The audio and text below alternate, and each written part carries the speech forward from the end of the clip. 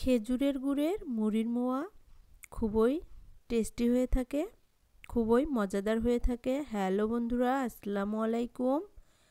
উত্তরবঙ্গ রান্নাঘর থেকে স্বাগতম। আশা করি আপনারা খুব ভালো আছেন।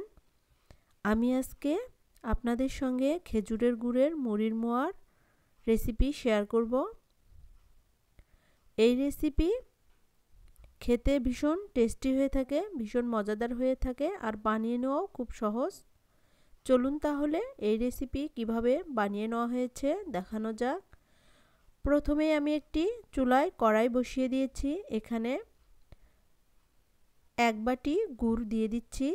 এখানে আমি খেজুরের গুড় ব্যবহার করেছি। ওই বাটি দিয়ে আমি এক বাটি পানি দিয়ে দিচ্ছি।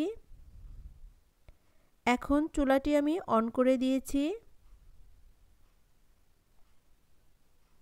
আস্তে আস্তে গুড়গুলো গলে যাবে।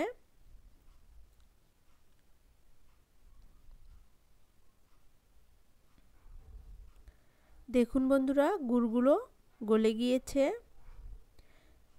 এখন অল্প আঁচে জাল দিতে দিতে এভাবে গাঢ় করে নিতে হবে। দেখুন বন্ধুরা, একদম গাঢ় হয়ে গিয়েছে।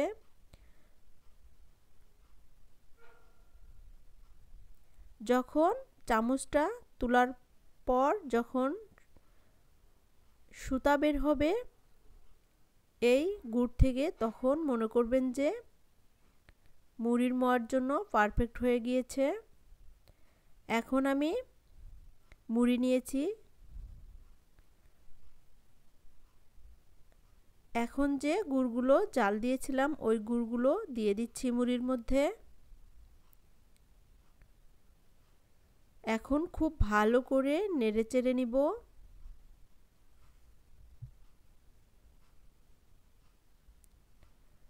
দেখুন বন্ধুরা, আমি খুব ভালো করে নেড়েচেড়ে নিচ্ছি। এই কাজটি দ্রুত করতে হবে।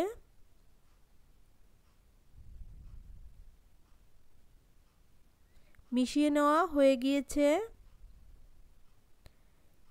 এখন আমি মোয়ার শেপ দিয়ে দিব।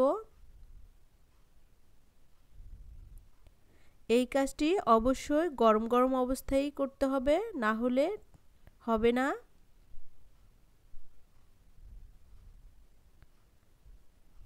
এখন আমি অল্প অল্প করে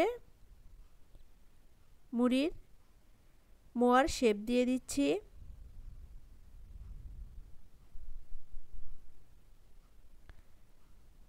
এখন হাতে একটু সরিষার তেল লাগিয়ে নিয়েছি।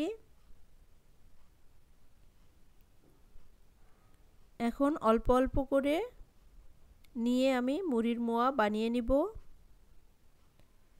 এই কাজটি দ্রুত করতে হবে, না হলে বাকিগুলো আর মোয়া হবে না। এভাবে আমি সবগুলো মোয়াই বানিয়ে নিয়েছি। আমি আরও একটি বানিয়ে দেখাচ্ছি।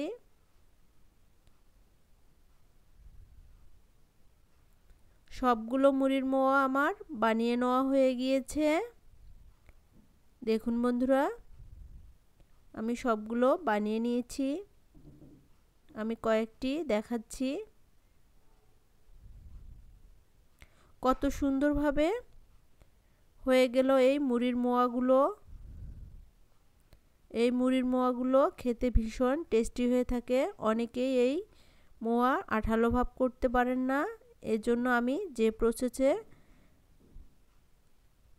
করলাম ওইভাবে করলে অবশ্যই পারফেক্ট হবে। ধন্যবাদ সকলকেই। আল্লাহ হাফেজ।